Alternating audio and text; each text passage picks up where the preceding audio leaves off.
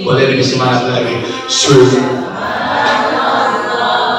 Walhamdulillah wala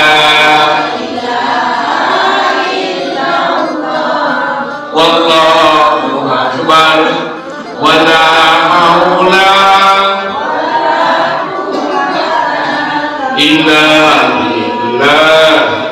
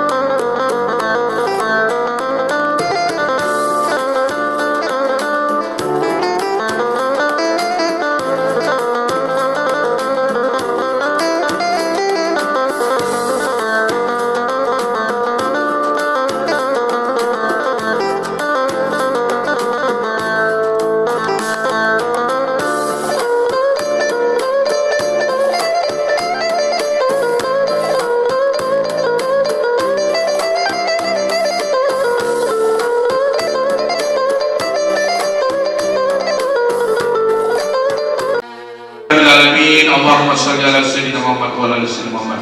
Ya Allah ya Rabb, hamba berkumpul di tempat ini semata-mata mencari ridhamu, rahmatmu, berkahmu.